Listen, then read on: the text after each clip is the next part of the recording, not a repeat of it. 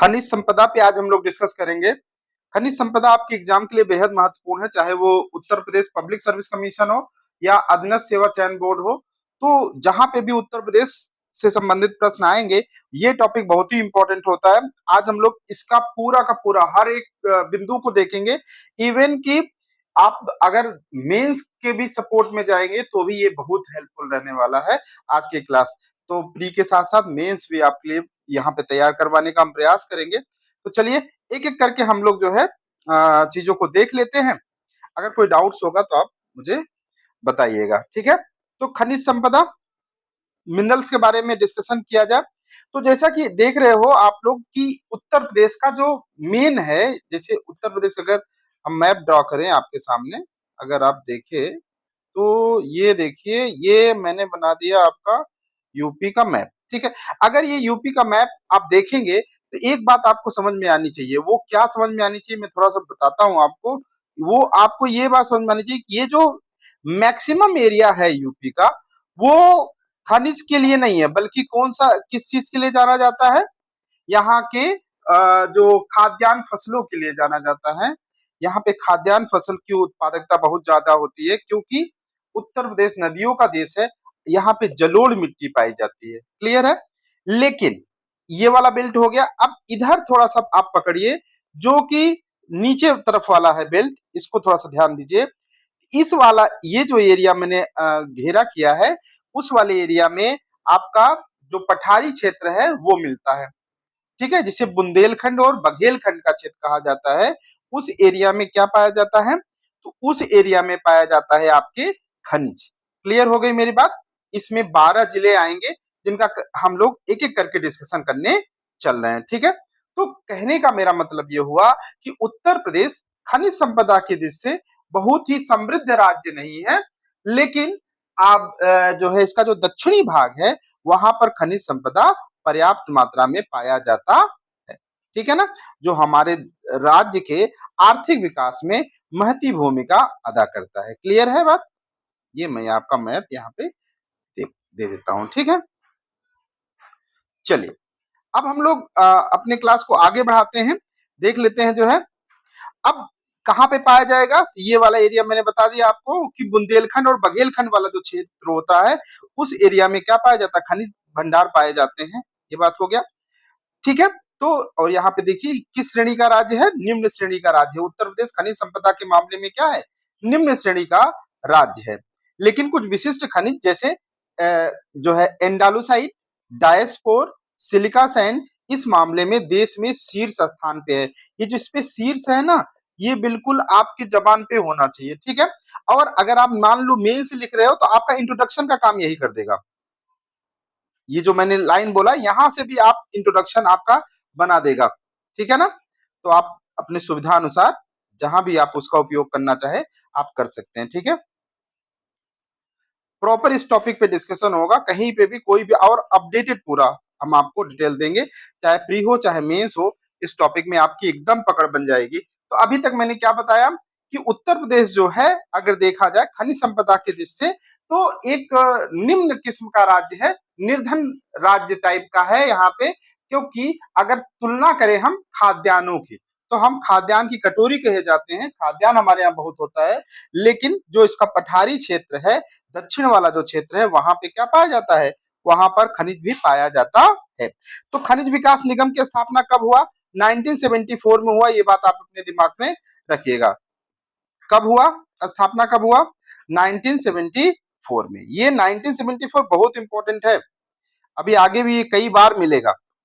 और एग्जाम में अगर आप पीसीएस देखें या अधीनस्थ सेवा चयन बोर्ड का परीक्षा देखें, अधीनस्थ चयन बोर्ड पीसीएस से प्रश्नों को बहुत ढेर सारा निकाल के देखता। मैंने इसका बड़ा पीवाईक्यू जब एनालिसिस किया, तो मैंने इस बात को बहुत अच्छे से देखा है कि पीसीएस में जो प्रश्न पहले पूछे गए हैं, वहां से प्रश्न ढेर सारा बनाया गया है। तो वहां से प्रश्न बन रहे हैं, और मिला मिला करके, और कई जगह तो उन लोगों ने बढ़िया से नया एक्सपेरिमेंट किया है, नए नए चीजों को भी जोड़ने का प्रयास किया है, स्टेटमेंट टाइप के भी क्वेश्चन बनाए हैं। कहने का मेरा मतलब ये है कि आप जब भी तैयारी करिए तो पूरा एक समग्र तैयारी कीजिए, जिससे कोई भी प्रश्न आए। अच्छा, मैं इसके अभी आगे चल करके इस पे जो 100 क्वेश्चन है वो भी मैंने लिया है, आपको मैं करवाऊंगा पूरे 100 क्वेश्चन। पहले टॉपिक पढ़िए, फिर उसका पूरा प्रॉपर क्वेश्चन देख लीजिए, और आपको ये पूरा का पूरा टॉपिक क्या हो जाएगा, तैयार हो जाएगा। तो खनिज विकास निगम की स्थापना कब हुई? 1974 में। ठीक है। और अभी इसमें अमेंडमेंट करके जो है इसका जो न्यूली अमेंडमेंट है वो 2020 में किया गया। पहली खनिज नीति आपसे पूछेगा 1978। मैंने बोला राज्य खनिज विकास निगम, मेरे साथ बोलिए, जहां पे भी आप बैठे हो मेरे साथ बोलो, आप लोग जो है क्या बोलो कि राज्य खनिज विकास निगम की स्थापना कब हुई? 1974 में। प्रथम खनिज नीति कब आई? 1998 में। और जब खनिज नीति आई तभी क्या दिया गया इसको? तभी दिया गया आपको खनिज उद्योग का दर्जा दिया गया। खनिज विकास को क्या दिया गया? उद्योग का दर्जा कब दिया गया? जब जो है ये प्रथम खनिज नीति 1998 में आई। क्लियर हो गई बात? अच्छा, इसमें कितने जिले शामिल है? एग्जाम में आ चुका है, 12 जिले शामिल है। कितने जिले शामिल है? 12। कौन कौन से है? प्रयागराज, झांसी, सहारनपुर, मिर्जापुर, ललितपुर, जालौन, महोबा, सोनभद्र, चित्रकूट, चंदौली, बांदा, हमीरपुर। क्लियर है बात? इसका मतलब है कि बुंदेलखंड में 7 जिले आते हैं, उस 7 के साथ तो शामिल ही हैं, साथ ही 5 जिले और भी शामिल है जो बुंदेलखंड में नहीं आते, जैसे प्रयागराज। प्रयागराज बुंदेलखंड क्षेत्र में नहीं आता है, लेकिन प्रयागराज शामिल है किसमें? उद्योग जहां पे हैं, मतलब ऐसे जिले जो खनिज संपदा के लिए इंडिकेट किए गए हैं, बताए गए हैं 12 जिले, उनमें शामिल है। क्लियर हो गई मेरी बात? चलिए एक एक करके और भी हम लोग यहाँ पे देखिए, सहारनपुर भी हम लोग उसमें नहीं आएगा बुंदेलखंड में, लेकिन यहाँ पे शामिल किया गया है। ठीक है, आप लोग कमेंट बॉक्स में कमेंट करके बताइएगा कि बुंदेलखंड के वो 7 जिले कौन कौन से हैं जो बुंदेलखंड क्षेत्र में शामिल किए जाते हैं। हमने पीछे इसको डिस्कस किया है, आप लोग निश्चित तौर पर सबके सब कमेंट कीजिएगा कि वो 7 जिले कौन है। ठीक है, सबके सब कमेंट कीजिएगा। अच्छा, नई खनन नीति कौन सी है? तो नई खनन नीति आप याद कर लीजिए, नई खनन नीति आपकी 2017 है। नई खनन नीति क्या है आपकी? 2017 है। क्लियर है ये भी? ठीक है, इसका इसके तहत जो है रॉयल्टी लक्ष्य क्या रखा गया? 1.85 से बढ़ा करके 3 पॉइंट करने का टारगेट रखा गया है। खनिज संपदा का अगर इंपॉर्टेंस देखा जाए, महत्व देखा जाए, तो क्या है भैया? उत्तर प्रदेश की अर्थव्यवस्था में खनन क्षेत्र का योगदान क्या है? 5% के बराबर है। कितना परसेंट है अप्रॉक्स? 5% के बराबर है। ये बात दिमाग में रखिएगा। राज्य की कुल सकल मूल्यवर्धन, ग्रॉस वैल्यू एडेड, जो है आपका खनन और उत्खनन क्षेत्र का योगदान 1.7% है। मतलब जीवीए में कितना योगदान है? 1.7% है। क्लियर हो गई बात? राजस्व प्राप्ति के एक बड़ा क्षेत्र क्या है इसमें? आपका सोनभद्र आ जाएगा, मिर्जापुर आ जाएगा, और झांसी वाला जिला इसमें शामिल हो जाएगा।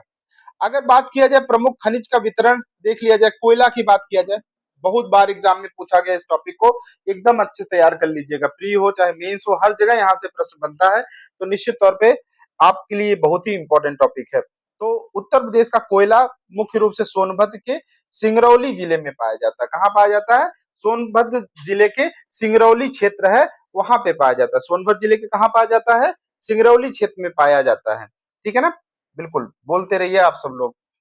कहाँ पाया जाता है? सोनभद्र के सिंगरौली क्षेत्र में पाया जाता है। ठीक है, यहाँ से प्राप्त कोयले का उपयोग मुख्यतः ओबरा और अनपरा ताप विद्युत गृहों में किया जाता है। सभी प्रश्न पूछे गए हैं, एक एक वर्ड यहाँ के लिए इंपॉर्टेंट जो अभी हमने बताया है। क्या है कि कोयला पाया जाता है सोनभद्र के सिंगरौली क्षेत्र में। सिंगरौली को ऊर्जा राजधानी उत्तर प्रदेश का कहा जाता है, यूपी का ऊर्जा राजधानी कहा जाता है। यूपी का ऊर्जा राजधानी किसको कहा जाता है?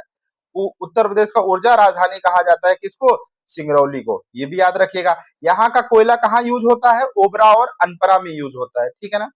अब बात किया जाए अगर चूना पत्थर की, लाइमस्टोन की बात किया जाए, चूना पत्थर का उपयोग सीमेंट उद्योग में किया जाता है कच्चे माल के रूप में। कहाँ यूज किया जाता है? चूना पत्थर का प्रयोग कहाँ किया जाता है? आपका सीमेंट उद्योग में इसका प्रयोग किया जाता है। मिर्जापुर वाला जो एरिया है लाइमस्टोन के लिए बहुत ही महत्वपूर्ण है। यहाँ का एरिया याद करिएगा, गुरमा, कनाच, बापूहारी क्षेत्र में चूना पत्थर मिलता है। सोनभद्र में कजराहट है। ठीक है ना? एक एरिया है चुर्क मिर्जापुर में, वो भी लिख लीजिएगा, चुर्क, डल्ला, ये भी इंपॉर्टेंट है। ठीक है ना? करार क्षेत्र में भारी भंडार यहाँ पे मौजूद है। मतलब अगर लाइमस्टोन की बात की जाए मिर्जापुर और सोनभद्र, इसमें चुर्क जरूर याद रखिएगा, चुर्क एग्जाम में आया है, यहाँ लिखा नहीं गया है लेकिन आप याद कर लीजिएगा, ठीक है ना, एग्जाम के लिए बेहद महत्वपूर्ण है। आगे बढ़ चला जाए, कांच बालू की अगर बात किया जाए तो प्रयागराज है, ये एग्जाम में आ चुका है। सिल्का सैंड के लिए कौन जाना जाता है, तो प्रयागराज है। चित्रकूट और बादा में भी पाया जाता है, लेकिन सबसे ज्यादा कहाँ पाया जाता है, प्रयागराज। क्लियर है। इसका उपयोग कहाँ किया जाता है सिल्का सैंड का, तो ग्लास इंडस्ट्री में उपयोग किया जाता है, कांच उद्योग में इसका प्रयोग किया जाता है। अब आपके जब स्टेटमेंट टाइप के जो क्वेश्चन बनते हैं बेटा, तो वहां पे क्या होंगे, यही चीज आपसे पूछ लिया जाएगा, स्टेटमेंट बना दिया जाएगा कि कांच बालू जो है मुख्यतः प्रयागराज में पाया जाता है और इसका प्रयोग कांच उद्योग में किया जाता है। तो बिल्कुल सही, दोनों स्टेटमेंट सही हो जाएंगे, ठीक है। बॉक्साइट की अगर बात किया जाए, बॉक्साइट क्या है, पहली बात तो यही याद कर लीजिए कि एल्युमिनियम का मुख्य अयस्क है। क्या है ये, एल्युमिनियम का मुख्य अयस्क है। बॉक्साइट क्या है, एल्युमिनियम का मुख्य अयस्क है। इसका वितरण कहाँ है, मतलब पाया कहाँ जाता है, तो बांदा, चंदौली, ललितपुर, याद रखिए बिल्कुल, बांदा, चंदौली, ललितपुर। रेणुकूट मतलब सोनभद्र में स्थित हिंडाल्को संयंत्र को यहीं से आपूर्ति किया जाता है। मतलब जो बॉक्साइट निकलता है, बॉक्साइट किसका अयस्क है, एल्युमिनियम का अयस्क है। किसका ओर है बॉक्साइट, तो एल्युमिनियम का है। कहाँ पाया जाता है, बांदा, चंदौली और ललितपुर में पाया जाता है बॉक्साइट। और इसका ट्रांसपोर्ट कहाँ कर दिया जाता है, हिंडाल्को कंपनी को। ये भी एग्जाम में पूछा गया है, हिंडाल्को कहाँ है, सोनभद्र, ठीक है। डोलोमाइट, डोलोमाइट की अगर बात किया जाए, इसका उपयोग लौह इस्पात उद्योग में होता है फ्लक्स के रूप में। उर्वरक बनाने में भी इसका डोलोमाइट का यूज होता है। कहाँ पाया जाता है, सोनभद्र और बांदा। कहाँ पाया जाता है डोलोमाइट, सोनभद्र और बांदा। यूरेनियम और प्लेटिनम की अगर बात किया जाए तो ये ललितपुर जिले में पाया जाता है। यूरेनियम कहाँ पाया जाता है, ललितपुर में पाया जाता है। प्लेटिनम भी कहाँ पाया जाता है, ललितपुर में पाया जाता है। याद कर लीजिए, एग्जाम में बहुत बार पूछा गया, यूरेनियम कहाँ पाया जाता है, ललितपुर। प्लेटिनम कहाँ पाया जाता है, ललितपुर में, याद करके रखिए इसको। हीरा की अगर बात किया जाए, हीरा कहाँ पाया जाता है, बांदा में। सोना कहाँ पाया जाता है, सोनभद्र के सोन पहाड़ी और हरदी क्षेत्र में सोने के भंडार होने के साक्ष्य मिले हैं। इसके अलावा शारदा और रामगंगा नदी की रेती में भी पाया जाता है। लेकिन इसके जो निष्कर्षण है, इसका जो जब वो खनन होता है वो बहुत महंगा पड़ता है, ठीक है ना। तो इसीलिए इसे दुर्लभ पदार्थ भी कहा, दुर्लभ खनिज कहा भी जाता है। दुर्लभ खनिज की जो परिभाषा उसमें यही है कि दुर्लभ खनिज जो होते हैं वो पाए तो जाते हैं लेकिन उनका निष्कर्षण बहुत महंगा होता है ना, क्योंकि टेक्नोलॉजी उतनी डेवलप्ड नहीं होती है, तो उसको निकालना ही बहुत महंगा पड़ जाता है। पता चला कि आपने 10,000 का सोना निकालने के लिए आपने 20,000 रुपए खर्चा कर दिया, तो ऐसे सोना निकालने से अच्छा है कि नहीं निकाला जाए ना। तो चलिए आगे बात किया जाए, तांबा की बात किया जाए। तांबा कहाँ पाया जाता है, ललितपुर में पाया जाता है। तांबा ललितपुर के सुनराई क्षेत्र में पाया जाता है। दोनों पूछा जा चुका है, ये भी पूछा गया तांबा कहाँ पाया जाता है, ललितपुर में। ये भी पूछा गया, ललितपुर ना देकर सुनराई क्षेत्र लिखा गया है। तो आप इसके लिए भी तैयार रहिएगा, ठीक है। चलिए, कोई डाउट्स। रॉक फॉस्फेट कहाँ पाया जाता है, ललितपुर में। रॉक फॉस्फेट मेरे साथ बोलते रहिए, रॉक फॉस्फेट कहाँ पाया जाता है, ललितपुर। जिप्सम झांसी हमीरपुर, जिप्सम झांसी और हमीरपुर में पाया जाता है। जिप्सम कहाँ पाया जाता है, झांसी और हमीरपुर में। क्लियर है। मैग्नेसाइट कहाँ पाया जाता है, बांदा और चंदौली में। मैग्नेसाइट बांदा और चंदौली में पाया जाता है। क्लियर है, कहाँ पाया जाता है, बांदा और चंदौली में। उप खनिज मिनरल्स, अगर माइनर मिनरल्स की बात किया जाए तो राज्य में मेजर मिनरल के अलावा कुछ माइनर मिनरल्स भी है पाए जाते हैं, जैसे इमारती कुछ पत्थर वो मिर्जापुर चुनार वाले एरिया में तो पाए जाते हैं। सफेद संगमरमर मिर्जापुर सोनभद्र वाले एरिया में। ग्रेनाइट कहाँ पाया जाता है, झांसी, ललितपुर, हमीरपुर, महोबा। ये याद रखिएगा, ग्रेनाइट पूछा गया है, वेरी मोस्ट इंपॉर्टेंट कर लीजिए इसको भी। मोरंग बालू ये तो आपके कई जगह पाया जाता है, ये एग्जाम में उतना इंपॉर्टेंट नहीं, बस जानते रहिए, ठीक है ना। उत्तर प्रदेश की राष्ट्रीय रैंकिंग की अगर बात की जाए, किसमें प्रथम है किसमें द्वितीय, थोड़ा सा उसको याद कर लीजिए। जैसे एंडालुसाइड जो होता है उसमें 1 नंबर पे है, तो ये इंपॉर्टेंट आपके लिए बन गया। डायस्पोर में भी 1 नंबर पे है, कांच बालू में 2 नंबर पे है। जिसमें हमने कहा था कांच बालू में कौन है, प्रयागराज है। तो कांच बालू सिल्का सैंड के मामले में उत्तर प्रदेश कौन से स्थान पे है, तो आप याद रखिएगा कांच बालू के मामले में जो है आपका प्रयागराज जो है राज्य में 1 नंबर पे है। और अगर उत्तर प्रदेश की बात किया जाए भारत के मामले में, तो भारत के मामले में उत्तर प्रदेश दूसरे नंबर पे है। ठीक है ना। ऐसी बात किया जाए, आगे बढ़ा जाए कि क्या क्या प्रॉब्लम्स हैं, ये आपके प्री में कम चांस है पूछने के, लेकिन एक बार एक्चुअली मैं देख रहा था यूपी ट्रिपल एससी का ही कोई पेपर था, उसमें क्या होता है, किसका पेपर था याद नहीं आ रहा है एकदम एग्जैक्ट सा। अ, चलिए याद आएगा तो मैं बताता हूँ। वो वहां पे आपके ऐसे स्टेटमेंट बना दिए थे, ठीक है, अरे जिसमें 35 या 40 पोस्ट थे जिसका मेंस हो रहा था, उसका पेपर मैं देख रहा था, तो वहां पे ये काम हुआ है। तो आप थोड़ा सा तैयार रहिए, और आपका मेंस के लिए तो पूछा ही जाता है, चुनौती तो फेवरेट होता है। तो चुनौती क्या है भैया, अवैध खनन हो रहा है यहाँ पे। क्या हो रहा है, अवैध खनन होता है। सबसे बड़ी समस्या क्या है, अवैध खनन है। तकनीक अभाव है, अभी हमारा जो टेक्निकली उतना स्मार्ट नहीं है कि जो है हम चीजों का निष्कर्षण सस्ते से सस्ते रेट पे कर सके, जैसा कि चाइना वगैरह करते हैं, वो क्षमता हमारे अंदर अभी नहीं है। पर्यावरणीय संतुलन, भैया अब सिंपल सी बात है, जब एक खनन होता है, खनन का एक सबसे बड़ा ड्रॉबैक क्या है कि ये पर्यावरण को प्रदूषित करते हैं। क्या करते हैं, पर्यावरण को प्रदूषित करते हैं। राज्य सरकार इसको सही कैसे किया जा सकता है, वे फॉरवर्ड अगर आपका देखा जाए तो इसका सुझाव क्या दे सकते हो आप। अगर मेंस में पूछा जाएगा तो आपसे सुझाव पूछा जाता है कि इसका सुझाव दीजिए कैसे सही होगा, क्योंकि बातें बनाने से बात थोड़ी बनेगी। कि जैसे कह दिया जाए ये समस्या है, तो समस्या है तो समस्या सॉल्व कैसी होगी, आपको वो भी बताना पड़ेगा, समस्या सॉल्व कैसी होगी। तो बताइए चलिए, तो राज्य सरकार ई टेंडरिंग कर रही है। अच्छा, जो समस्या आपको पता है ना, वो सरकार को भी पता होती है, तो आप उसी से प्रश्न का आंसर भी निकाल सकते हो आप। राज्य सरकार क्या करती, ई टेंडरिंग कर दीजिए, अवैध खनन रुकेगा। माइन सर्विलांस सिस्टम लगा दीजिए, कि जहां वो क्या बोला जाता है, जो बुलडोजर होता है उस पे लगा दीजिए, खनन एरिया में लगा दीजिए, इससे पता चले। और इससे क्या होगा, पारदर्शिता बढ़ेगी, जवाबदेही अधिकारियों की बढ़ेगी, ठीक है, समाज में न्याय व्याप्त होगा। बुंदेलखंड एक्सप्रेसवे और डिफेंस कॉरिडोर के बनने से ग्रेनाइड और इमारती पत्थरों की मांग में भारी वृद्धि हुई। एक्चुअली क्या है ना, ये सरकार आई है तो एक बुंदेलखंड, जो बुंदेलखंड एरिया है उसके विकास के लिए लेके आई बुंदेलखंड एक्सप्रेस। ये भी 7 जिले से गुजरती है बुंदेलखंड, 296 किलोमीटर लंबी है। आप वो जो सातों जिले से गुजरती है उसका नाम बताना है आपको, ठीक है ना, मैंने बता दिया। 296 किलोमीटर लंबा है बुंदेलखंड एक्सप्रेसवे। और ये इस बुंदेलखंड एक्सप्रेसवे के दोनों तरफ जो है क्या बनाए गए, कॉरिडोर बनाए जा रहे हैं, और साथ ही साथ बुंदेलखंड के विकास के लिए डिफेंस कॉरिडोर भी बनाया गया। आप लोग इसको ही बताइएगा, डिफेंस कॉरिडोर कितने जिलों में है, मैं बता दे रहा हूँ 6 जिलों में है। आप जिलों का नाम लिख के भेजिएगा, जितना मैं होमवर्क दे रहा हूँ वो सब आप लोग जवाब दीजिएगा जरूर, ठीक है ना, हम सबका जो है इंतजार करेंगे, ठीक है। आगे देखा जाए तो ये बात समझ में आ गई, ये आप कर सकते हो। उत्तर प्रदेश खनिज संपदा के मामले में कितने राज्य थे, हमने कहा था 12 जिले हैं, ठीक है ना, जहां जिसमें कोयला को जो है काला सोना कहा जाता है, आपको पता ही है। ये सब चीज दिमाग में रखिएगा। एक्चुअली क्या है, यूपी गवर्नमेंट का जो टारगेट है $1 ट्रिलियन की, कब तक है, कौन बताएगा, 2028-29 क्या है टारगेट, 2028-29 में टारगेट है $1 ट्रिलियन इकोनॉमी की। भैया इंडिया की जो टारगेट है, इंडिया का $5 ट्रिलियन है, जिसमें से $1 ट्रिलियन का जो है लक्ष्य उत्तर प्रदेश का है। क्लियर हो गई बात।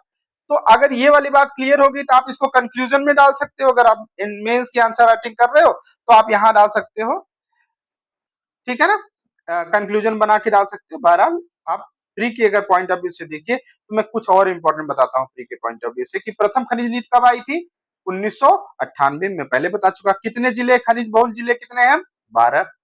यूरेनियम कहाँ पाया जाता है, ललितपुर। सीमेंट उद्योग के लिए जाना जाता है, मिर्जापुर, सोनभद्र, चुर्क और डल्ला, यहाँ पे भी लिख लीजिएगा, क्या लिख लीजिएगा, चुर्क व डल्ला, डल्ला, ठीक है ना। ये कोयला क्षेत्र क्या है, सिंगरौली, इसे हमने क्या बताया था, ऊर्जा राजधानी। ये बात आप नोट करते चलिएगा। ये हमने आपको बता दिया खनिज, एक टॉपिक हमने आपका ये पूरा यहाँ पे बेहतरीन तरीके से कवर हो गया आपका। हमने अब जो जो बताया आप जरूर याद रखिए, आपसे पूछा जाए अभी मैं अच्छा एमसीक्यू में करवाऊंगा, वहां पे आप बताइएगा, ठीक है। चलिए आगे अगले टॉपिक की तरफ हम लोग बढ़ा जाए। 19 मिनट हो गए और आपका एक टॉपिक भी कवर हो गया। अब हम लोग जो है आगे बढ़ते हैं अगले टॉपिक की तरफ। क्या है अगला टॉपिक हमारा, अगला है उत्तर प्रदेश की वन संपदा एवं वन्य जीव, ठीक है। तो उत्तर प्रदेश का भौगोलिक रूप से विविध राज्य है, विविध है मतलब यहाँ विविधता है, ठीक है ना। उत्तर में हिमालय तराई से लेकर के मध्य गंगा की विशाल मैदान और दक्षिण में बिंद बुंदेलखंड के पठारी क्षेत्र तक यहाँ की परिस्थिति काफी भिन्न पाई जाती है। वन न केवल राज्य की जैव विविधता का आधार है, बल्कि ये जलवायु नियंत्रण, मृदा संरक्षण और लाखों लोगों की आजीविका का स्रोत भी है। मैं बताता हूं आपको थोड़ी सी बात। अगर मैप में देखा जाए, थोड़ा सा मैं आपको मैप की तरफ लेके चलूं, अगर चलिए अब मेरी बात कर समझिए थोड़ा सा। यहाँ पे मैं बनाता हूँ थोड़ा सा एक मिनट, इस एरिया को बड़ा कर देता हूँ।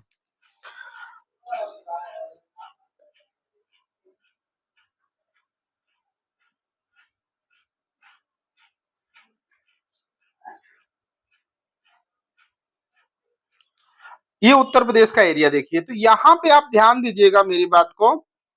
तो यहाँ पर ये जो एरिया है ये तराई वाला क्षेत्र है, ये वन और वन्य जीव के लिए सबसे सुभेद एरिया है ये, और ये ठीक है ना। यहाँ पे सर्वाधिक सोनभद्र में सर्वाधिक वन पाए जाएंगे, वन्य जीव यहीं पे देखिए आप जो है भारत का जो उत्तर प्रदेश का एकमात्र जो है राष्ट्रीय उद्यान दुधवा भी कहाँ है, इसी तराई एरिया में है। तो इन सब का हम लोग डिस्कशन करेंगे। तो अगर आप यहाँ देखा जाए तो ये वाला एरिया आपके लिए क्या है, इंपॉर्टेंट है, तो ये देख लीजिएगा इसके लिए, किसके लिए, वन संपदा और वन्य जीव के लिए। वन आपका सबसे ज्यादा कहाँ है, सोनभद्र। वन्य जीव आपको कहाँ मिलेंगे, तराई में, वन भी मिलेगा वहां पर्याप्त और वन्य जीव भी मिलेंगे, ठीक है।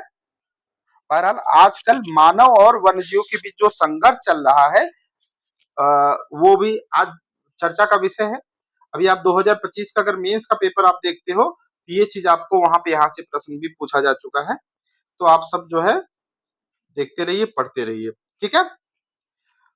तो ये बात हो गई। अब हम लोग कुछ डेटा देखा जाए, देख लिया जाए कुछ डेटा। भारत सरकार के वन सर्वेक्षण की जो 17वीं रिपोर्ट है जो 2021, अभी 2023 वाली आनी थी, डिले हो गई है, तो उसके हिसाब से अगर देखा जाए 17वीं रिपोर्ट के हिसाब से देखा जाए तो क्या देखा जाएगा, कुल वनावरण कितना है 6.15, कितने किलोमीटर, 14,817.89 वर्ग किलोमीटर। आप पर ये परसेंटेज वाला याद कर लीजिए तो भी काम हो जाएगा, क्लियर। कुल वन वृक्षावरण कितना है, ट्री कवर एरिया कितना है 3.08, और वर्ग किलोमीटर में पूछा जाए 7,421 वर्ग किलोमीटर है। कुल वनावरण और वृक्षावरण मिला दीजिए कितना हो जाएगा, तो आपका हो जाएगा 9.23, क्या हो जाएगा 9.23%, मतलब अगर वर्ग किलोमीटर में देखोगे 22,238.89 वर्ग किलोमीटर आपका टोटल हो जाएगा। वृद्धि कितनी हुई है, 16वीं रिपोर्ट जो 19 में आई थी उसकी तुलना में वनावरण में कितना हुआ है 12.24 वर्ग किलोमीटर की एक मामूली सी वृद्धि, थोड़ा सा वृद्धि हुआ, कितना हुआ है 12.24 वर्ग किलोमीटर की क्या हुई है, वृद्धि हुई है, याद रखिएगा, क्लियर है मेरी बात। चलिए और आगे बढ़ा जाए।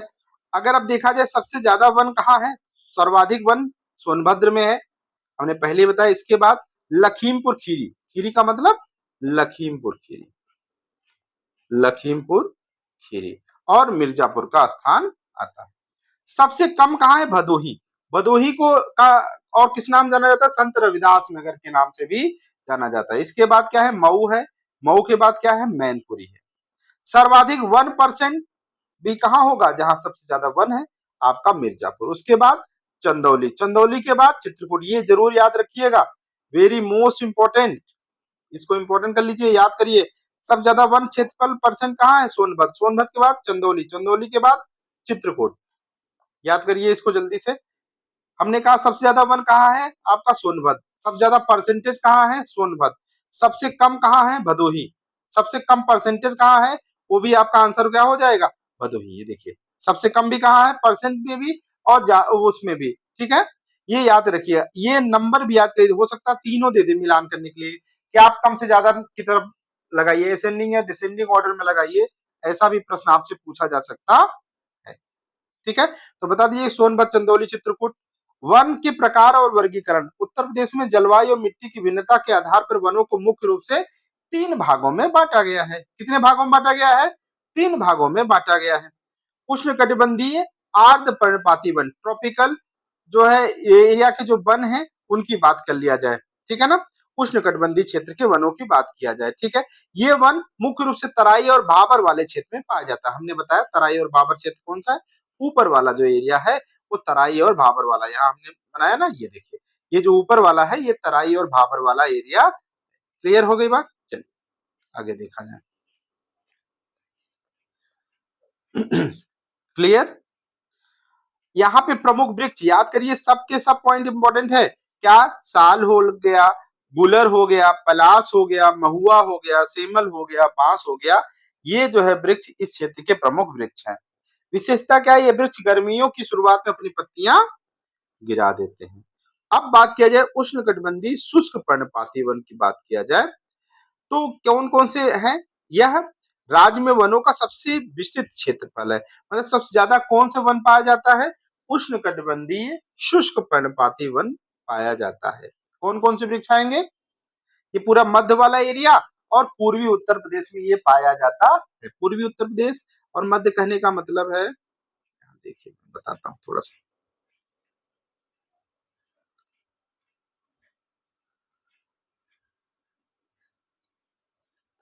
अगर ये मैप मान लीजिए तो ये क्या होगा, ये आपका कहलाएगा ये पूरब वाला एरिया और ये मध्य वाला एरिया। इस पूरब और मध्य वाले एरिया में क्या पाया जाता है? आपका शुष्क पर्णपाती वन पाए जाते। क्लियर? आगे बात किया जाए अगर इन वनों का आर्थिक महत्व बहुत अधिक है। कृषि वानिकी एग्रो फॉरेस्ट्री में इसका योगदान ज्यादा है, ठीक है ना। अगर बात किया जाए कटीली झाड़ियों की तो क्या होगा? ये वन दक्षिण और पश्चिमी उत्तर प्रदेश, आगरा, मथुरा, झांसी और बुंदेलखंड के शुष्क क्षेत्रों में पाया जाता है जहां वर्षा बहुत कम होती है। उदाहरण क्या है? बबूल हो गया, कैर हो गया, कीकर हो गया, कटीली झाड़ियां हो गई। ऐसा नहीं है कि सिर्फ वहीं पाया जाता, और भी क्षेत्रों में पाया जाता है, लेकिन बहुतायत में इन्हीं क्षेत्रों में पाए जाते। क्लियर है मेरी बात? अब बात किया जाए वन प्रशासन और प्रमुख योजनाओं की, तो राज्य में वनों के प्रबंधन के लिए उत्तर प्रदेश वन विभाग उत्तरदायी होता है। कौन उत्तरदायी होता है? उत्तर प्रदेश वन विभाग इसके लिए उत्तरदायी होता है। उत्तर प्रदेश की वानिकी परियोजना की शुरुआत विश्व बैंक की सहायता से कब किया गया? 1998 में, 1998 में किया गया। सामाजिक वानिकी योजना कई बार एग्जाम में आ चुका है। सामाजिक वानिकी योजना का प्रारंभ किया गया 1979 से लेकर के 80। याद करिए मेरे साथ, सामाजिक वानिकी योजना कब आया? तो 1979 और 80 में। क्लियर हो गई बात? और अगर आपसे पूछा जाए उत्तर प्रदेश वानिकी परियोजना कब प्रारंभ किया गया? 1998 में। किसके सहयोग से प्रारंभ किया गया? तो आपका आंसर हो जाएगा विश्व बैंक के सहयोग से प्रारंभ किया गया। ऑपरेशन ग्रीन कब शुरू किया गया? 1 जुलाई 2001 को शुरू किया गया। किस लिए? जिससे वृक्षावरण को बढ़ाया जाए। किस क्या बढ़ाया जाए? वृक्षावरण बढ़ाया जाए। भारत का उत्तर प्रदेश का प्रथम वनग्राम कौन है? बेलहत्थी। याद करिए, very most important. Uttar Pradesh का प्रथम वन गांव कौन सा है? नाम है बेलहत्थी गांव। कहाँ है बेलहत्थी? सोनभद्र जिले में है। उत्तर प्रदेश का पहला वन ग्राम घोषित किया गया है। हरित पट्टी योजना की अगर बात किया जाए, सड़कों और नहरों के किनारे वृक्षारोपण के लिए जो है क्या किया गया? हरित पट्टी योजना चलाई गई। हरित पट्टी योजना कहाँ चलाया गया? सड़कों और नहरों के किनारे वृक्षारोपण किया गया इस योजना के तहत। किसके? हरित पट्टी योजना। मैंने बताया ऑपरेशन ग्रीन कब चालू हुआ? 2001 में। सामाजिक वानिकी योजना कब चालू हुआ? 79-80 में चालू हुआ। अच्छा, उत्तर प्रदेश वानिकी परियोजना की शुरुआत किसके सहयोग से हुआ? वर्ल्ड बैंक के सहयोग से हुआ। कब हुआ? 1998 में हुआ। ठीक है, मेरे साथ बोलिए, याद हो जाए। अगला बात करेंगे वन्य जीव संरक्षण की बात किया जाए। किसकी बात किया जाए? वन्य जीव संरक्षण की बात किया जाए। चलिए बात किया जाए वन्य जीव संरक्षण की। उत्तर प्रदेश में वन्य जीवों के संरक्षण का एक लंबा इतिहास रहा है। कोई बात नहीं, इससे क्या ही मतलब है। 1956 में भारत का पहला वन्य जीव संरक्षण संगठन बनाया गया। ये इंपॉर्टेंट है। कब पहला बनाया गया उत्तर प्रदेश में वन्य जीव संरक्षण संगठन? उत्तर प्रदेश में स्थापित किया गया 1956 में। ये उत्तर प्रदेश ही नहीं बल्कि पूरे भारत का भी पहला वन्यजीव परिरक्षण संगठन था। भारत का पहला वन्यजीव परिरक्षण संगठन कहाँ स्थापित किया गया? उत्तर प्रदेश में। कब स्थापित किया गया? 1956 में। याद रखिएगा, ठीक है ना? क्लियर? भारत का पहला वन्यजीव परिरक्षण संगठन कहाँ स्थापित किया गया? उत्तर प्रदेश में। कब किया गया? 1956 में। राष्ट्रीय उद्यान और टाइगर रिजर्व की अगर बात किया जाए, दुधवा नेशनल पार्क है आपका, हमने बताया एकमात्र राष्ट्रीय उद्यान है। कौन सा है? Dudhwa national park. कब स्थापना हुई? 1977। पीसीएस एग्जाम में यही पूछ लिया, तो आप लोग बिल्कुल तैयार रहिए इसके लिए कि स्थापना कब हुआ? 1977 में। यहाँ मुख्य रूप से किसके लिए प्रसिद्ध है? बाघ और बारहसिंघा के लिए। बाघ और बारहसिंघा के लिए क्या है?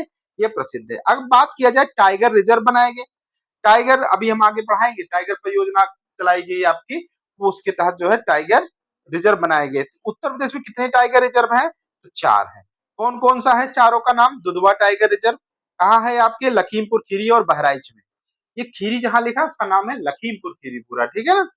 दुधवा टाइगर रिजर्व आपका लखीमपुर खीरी और बहराइच में। अमनगढ़ टाइगर रिजर्व बिजनौर में, इंपॉर्टेंट है, जिम कार्बेट का बफर जोन है, ठीक है ना?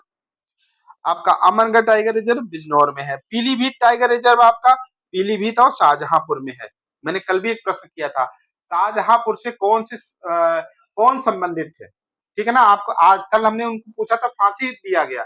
आज मैं पूछ रहा हूँ कि शाहजहांपुर से कौन कौन संबंधित? 3 लोग संबंधित थे, ठीक है? तीनों का नाम बताइए, 3 क्रांतिकारी जो शाहजहांपुर से संबंधित थे। तो पीलीभीत टाइगर रिजर्व पीलीभीत और शाहजहांपुर में है, ठीक है? अगला और लेटेस्ट है आपका चौथा, रानीपुर टाइगर रिजर्व। ये कहा है? चित्रकूट में है। यह राज्य का चौथा और लेटेस्ट 2022 में घोषित किया। प्राणी उद्यान की बात किया जाए, राज्य में 3 चिड़ियाघर हैं। कहाँ कहाँ? एक लखनऊ में है, नवाब वाजिद अली शाह प्राणी उद्यान। सब एग्जाम में आए हैं, इसलिए आप इसको याद कर लीजिए। नवाब वाजिद अली शाह प्राणी उद्यान कहाँ है? लखनऊ में। नवाब वाजिद अली शाह प्राणी उद्यान कहाँ है? लखनऊ में। एलन फॉरेस्ट चिड़ियाघर कहाँ है? कानपुर में। कानपुर वाले चिड़ियाघर का नाम क्या है? एलन फॉरेस्ट चिड़ियाघर। एलन फॉरेस्ट चिड़ियाघर कहाँ है? कानपुर में। एलन फॉरेस्ट चिड़ियाघर कहाँ है? कानपुर में। और अभी नया जो योगी जी ने उद्घाटन किया उसका नाम है शहीद अशफाक उल्ला खां प्राणी उद्यान। शहीद अशफाक उल्ला खां प्राणी उद्यान कहाँ है आपका? गोरखपुर। तीनों का नाम याद करिए। नवाब वाजिद अली शाह प्राणी उद्यान कहाँ है? लखनऊ में है। एलन फॉरेस्ट कानपुर में है। शहीद अशफाक उल्ला खां प्राणी उद्यान आपका गोरखपुर में। क्लियर है बात? अब हम लोग कुछ पक्षी और वन्यजीव विहार की बात कर लिया जाए। उत्तर प्रदेश में पक्षी विहार का एक जाल सा है, कई है हमारे यहाँ, 14 है लगभग, जिसमें से हम कुछ महत्वपूर्ण चर्चा करने चल रहे हैं, वो याद कर लीजिएगा, एग्जाम के लिए बेहद महत्वपूर्ण है। चंद्रशेखर आजाद पक्षी विहार कहाँ है? नवाबगंज। इसी का नाम नवाबगंज पक्षी विहार भी है। ये कहाँ है? उन्नाव में है, ठीक है? कहाँ है ये? उन्नाव में है। क्लियर है? ये राज्य का प्रथम पक्षी विहार कौन सा है? तो आपका आंसर होगा नवाबगंज पक्षी विहार या चंद्रशेखर आजाद पक्षी विहार। नवाबगंज का ही नाम बदल के चंद्रशेखर आजाद पक्षी विहार कर दिया। चंद्रशेखर आजाद जी ने क्या कहा था? चंद्रशेखर आजाद जी ने क्या कहा था बताइए, इनका नारा क्या था? आप जवाब दीजिए। चंद्रशेखर आजाद ने कौन सा नारा दिया था? अगला, लाख बहोसी पक्षी विहार कहाँ है? कन्नौज। यह क्षेत्रफल की दृष्टि से राज्य का सबसे बड़ा पक्षी विहार है। लाख बहोसी पक्षी विहार सबसे बड़ा, उत्तर प्रदेश सबसे बड़ा पक्षी विहार कौन सा है? लाख बहोसी पक्षी विहार। क्या नाम है? लाख बहोसी। यही कहाँ है? कन्नौज में। जबकि नवाबगंज कहा था? उन्नाव में। उन्नाव और कन्नौज में कई बार कंफ्यूज होते हो आप लोग। कानपुर को बीच में रख करके दोनों के साथ संबंध बनाओ तो आपको दिमाग में समझ में आ जाएगा कन्नौज और उन्नाव का मैटर, ठीक है ना? ठीक है।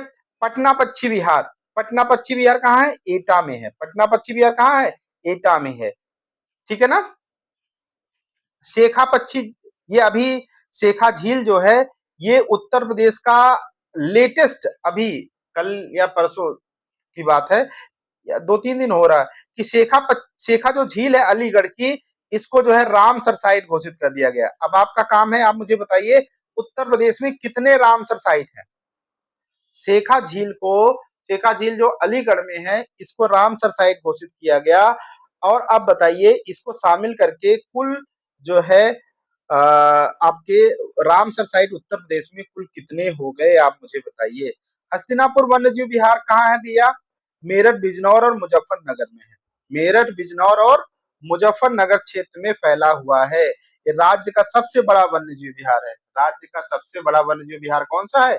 राज्य का सबसे बड़ा वन्य जीव विहार है हस्तिनापुर वन्य जीव विहार। कितने जिलों में फैला हुआ है? मेरठ, बिजनौर, मुजफ्फरनगर। मेरठ, बिजनौर, मुजफ्फरनगर। ठीक है। आगे बात बढ़ाया जाए कुछ और, जैसे कछुआ अभ्यारण्य कहाँ है? पहले यह वाराणसी के 7 किलोमीटर क्षेत्र में था, लेकिन मार्च 2020 में इसे प्रयागराज, भदोही, मिर्जापुर के बीच गंगा के 30 किलोमीटर क्षेत्र में विस्तारित कर दिया गया है।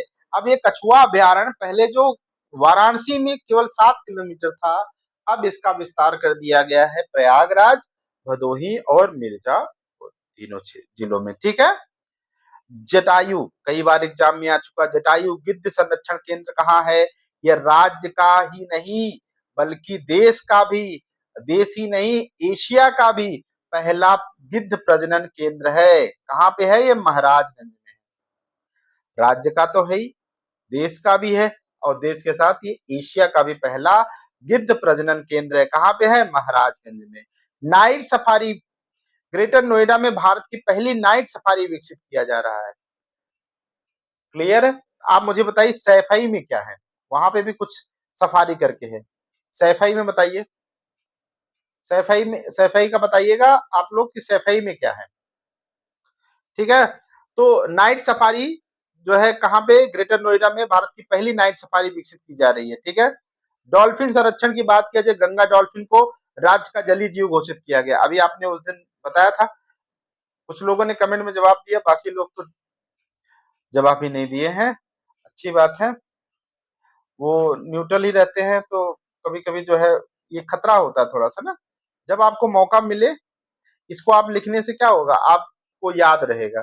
ठीक है। तो जलीय जीव घोषित किया गया था। डॉल्फिन डे कब मनाया जाता है? तो 5 अक्टूबर को। आप लोगों ने कमेंट में बताया भी था। अच्छी बात है, जिन लोगों ने नहीं बताया उनको थोड़ा विचार करना चाहिए, क्यों क्या ही कर रहे हो फिर, उतना देर तो आप लोग रील चलाओगे। अब ऐसा तो है नहीं कि उसमें पढ़ लोगे या कुछ करोगे अच्छा काम, वो तो होने से रहा। ठीक है। आगे बढ़ा जाए, वनोत्पाद और उद्योग की अगर बात किया जाए थोड़ा सा, ये सब प्रश्न एग्जाम में आए हैं, याद करना है मेरे साथ बैठ के। थक गए? थको नहीं, याद करो मेरे साथ, बोलो। कत्था जो है खैर के वृक्ष से प्राप्त किया जाता है। कत्था किसके वृक्ष से प्राप्त किया जाता है? खैर के वृक्ष से प्राप्त होता है। बीड़ी, बीड़ी होता ना वो, शंकर पार्वती बीड़ी, पहले खूब आता था, अभी तो पता नहीं। तो बीड़ी तेंदू के पत्ते से बनाई जाती है। मुख्य रूप से बुंदेलखंड क्षेत्र में जो है तेंदू के पत्ते से बनाई जाती है। तो बीड़ी किसके पत्ते से बनाई जाती? तेंदू के पत्ते से बनाई जाती है। माचिस की तीली सेमल और अर्जुन के वृक्ष की लकड़ी से बनती है भैया। माचिस की तीली एक भी ऐसा नहीं है जो आपके लिए कम इंपॉर्टेंट हो, याद कर लो मेरे साथ ही। खेल का सामान मेरठ, अगर किसी ने पीवाई को पलट के देखा होगा तो उसको लग रहा होगा हाँ सर जो कह रहे सही है। रेजिन और तारपीन जो है ये चीड़ के वृक्षों से प्राप्त होता है। ठीक है ना। रेजिन तारपीन किससे? चीड़ के वृक्ष से। खेल का सामान मेरठ और बरेली क्षेत्रों में वनों से प्राप्त लकड़ी का उपयोग करके क्या बनाया जाता है? खेल का सामान, जैसे क्रिकेट के बैट, ये सब बनाए जाते हैं। क्या क्या चुनौतियां हैं, चैलेंजेस बताओ भैया, क्या क्या है? उत्तर प्रदेश में वनावरण 9% से बढ़ा, 9% है, 9 दशमलव कुछ है, 23 लगभग। अब इसको बढ़ा करके 33% ले जाना चाहिए। नियम तो यही है, जो वन नीति है हमारी, वन नीति के अनुसार वनावरण कितना होना चाहिए? 33% होना चाहिए, यही लक्ष्य भी रखा गया है। कौन सा वन नीति बताइए भाई, राष्ट्रीय कौन सी वन नीति में ये कहा गया कि 33% होना चाहिए? कौन आंसर करेगा? जल्दी आंसर करिए आप लोग, बताइए।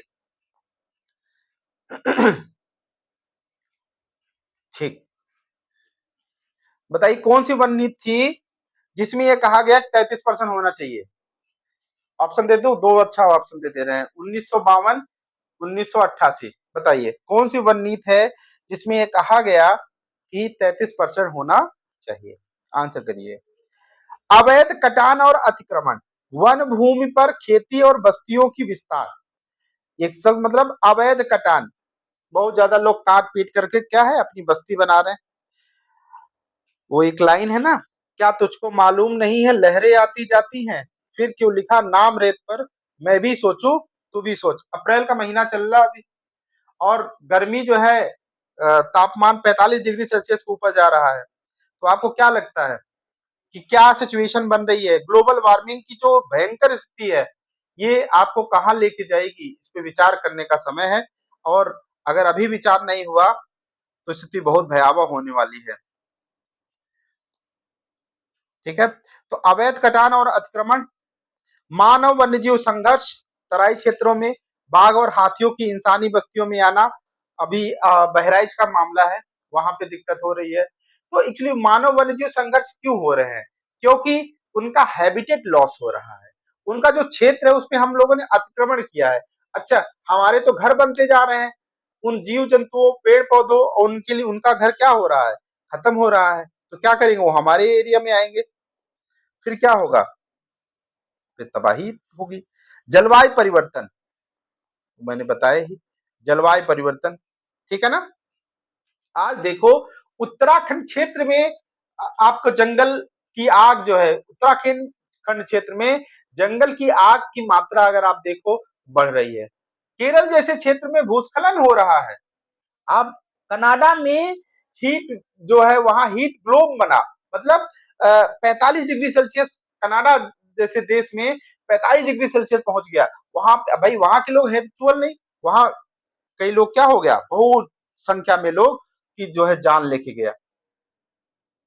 ठीक है, तो कहने का मेरा मतलब ये है कि अब समय है कि इस पे सुधार कर लिया जाए।